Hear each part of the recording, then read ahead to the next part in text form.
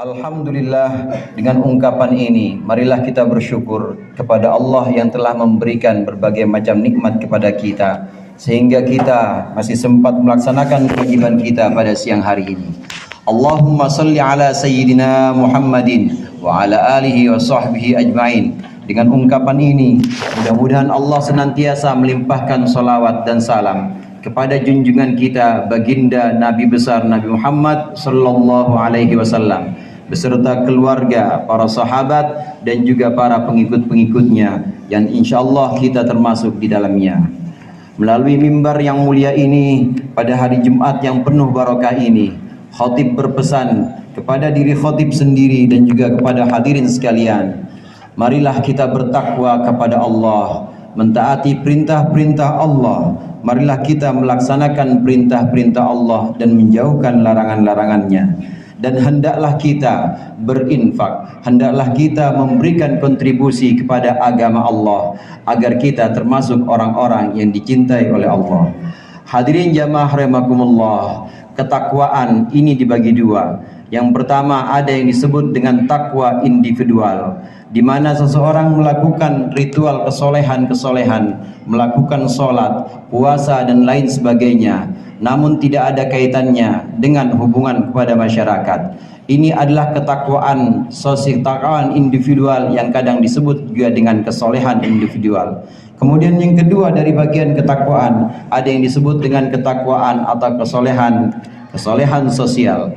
Kesolehan sosial adalah agama, pelaksanaan agama yang erat hubungannya dengan kemaslahatan orang banyak. Dalam berbagai macam ayat Allah sering mengiringkan antara yuqimus shalah dengan yu'tuz zakah. Allah sering mengiringkan antara pelaksanaan salat dengan pelaksanaan zakat. Ini menunjukkan pentingnya kita menjaga antara ketakwaan individual atau kesolehan individual di satu sisi dengan ketakwaan sosial atau kesolehan sosial di sisi yang lain.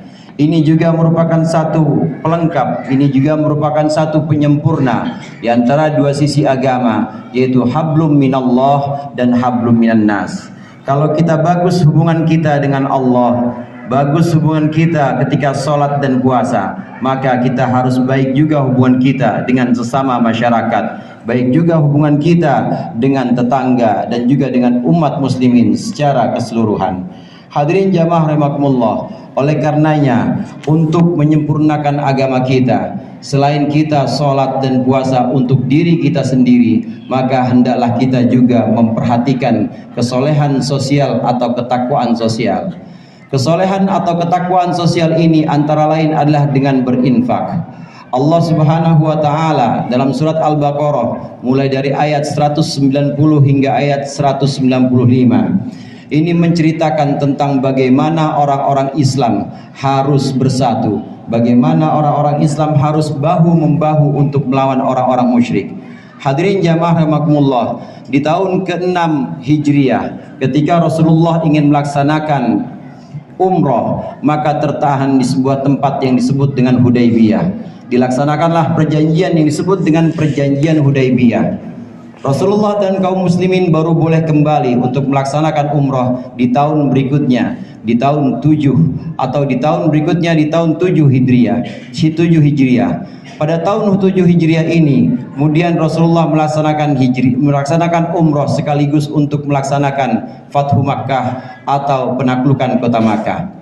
Ketika penaklukan kota Makkah, maka Allah Subhanahu wa taala meyakinkan orang-orang Islam supaya terus berjuang meskipun itu di bulan haram, di bulan Dzulqa'dah, meskipun itu di tanah haram, di tanah Mekah, meskipun mereka sedang ihram, sedang melaksanakan umroh, maka tetap diperbolehkan untuk berperang ketika orang-orang musyrik mendahului peperangan. Ketika orang-orang musyrik dulu menyerang mereka, maka orang-orang Islam boleh menyerang. Hadirin jamaah rahimakumullah, maka di ayat 195 surat Al-Baqarah Allah berfirman, wa anfiqu fi sabilillah, dan berinfaklah di jalan Allah. Artinya dalam ketaatan, baik dalam pelaksanaan haji, pelaksanaan umroh yang ada pada ayat-ayat tersebut maupun dalam pelaksanaan ibadah-ibadah yang lain.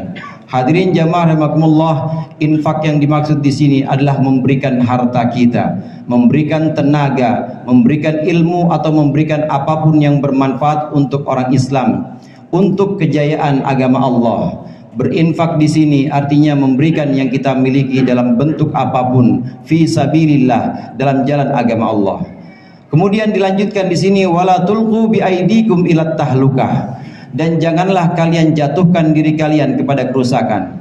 Apa hubungannya antara infak dengan kerusakan?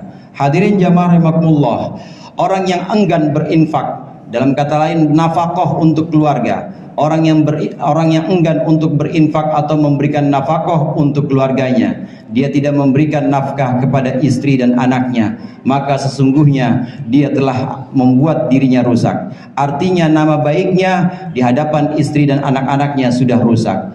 Ini skala kecil, skala lingkup keluarga. Dan demikian juga lingkup yang lebih besar. Ketika kita orang Islam ini enggan berinfak, enggan memberikan apa yang kita miliki, baik harta, tenaga, ilmu maupun ide, kita enggan melakukan itu, maka sesungguhnya orang yang enggan itu sudah menjatuhkan dirinya dalam kerusakan.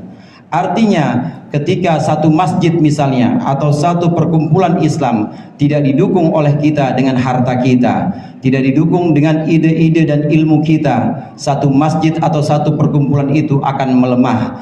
Dengan melemahnya masjid, melemahnya perkumpulan, maka akan lemah juga umat Islam. Ini berarti memperkuat posisi musuh ketika dia akan menyerang kita. Orang yang enggan berinfak, orang yang enggan memberikan sumbangan dan kontribusi, baik kontribusi harta maupun kontribusi yang bukan non harta, yang bukan harta sifatnya, ini adalah orang-orang yang melemahkan kaum Islam, dengan kata lain yang merusak kaum Islam dan merusak dirinya sendiri.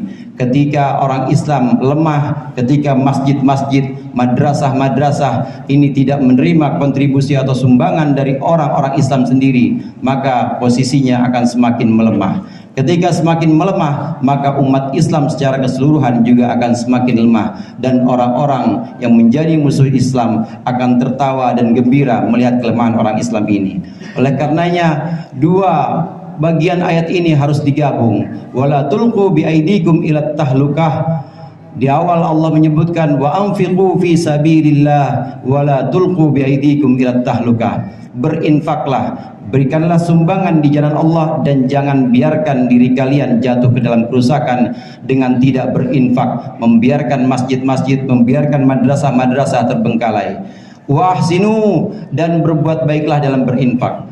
Hadirin jamaah rahimakumullah, yang dimaksud dengan berbuat baik dalam berinfak, hendaklah kita tidak menyebut-nyebut apa yang sudah kita infakkan. Hendaklah kita tidak mengungkit-ungkit apa yang sudah kita berikan untuk masjid, untuk kepentingan Islam. Hendaklah kita ikhlas dan memperbaiki zon kita atau memperbaiki dugaan kita kepada Allah yang disebut dengan husnuzon. Hendaklah kita berbaik sangka kepada Allah bahwa apa yang sudah kita lakukan kelak akan Allah ganti dengan ganti yang lebih baik. Innallaha yuhibbul muslimin. Sesungguhnya Allah mencintai orang-orang yang berbuat baik. Yang dimaksud di sini, ketika orang-orang Islam sudah bersatu, kemudian memberikan infaknya, memberikan kontribusinya, baik berupa harta, berupa ilmu, berupa tenaga, ide dan lain sebagainya yang bermanfaat, kemudian berbaik sangka kepada Allah dalam kontribusi atau dalam infaknya, maka Allah akan mencintai kita selaku orang-orang muslim yang berbuat baik dalam infak kita. Allah akan memberikan balasan kepada kita dengan balasan yang paling baik, dan setidaknya dengan kejayaan umat Islam, sehingga Islam ini menjadi jaya bukan ketika masa kita saja, akan terus jaya ketika masa anak-anak kita, ketika masa cucu-cucu kita, dan seterusnya. Karena apa yang kita kerahkan hari ini mungkin tidak bisa kita nikmati sekarang, tapi nanti baru akan dinikmati oleh anak-anak kita, oleh cucu-cucu kita, dan oleh generasi setelah kita. A'udzu billahi minasyaitonir rajim. Bismillahirrahmanirrahim. Wa anfiqu fi sabilillahi wa la tulqu bi aydikum ila tahlukah. Wa ahsinu innallaha yuhibbul muhsinin. Dan berinfaklah kalian di jalan Allah, dan jangan jatuhkan diri kalian ke dalam kerusakan. berbuat baiklah. Sesungguhnya Allah mencintai orang-orang yang berbuat baik.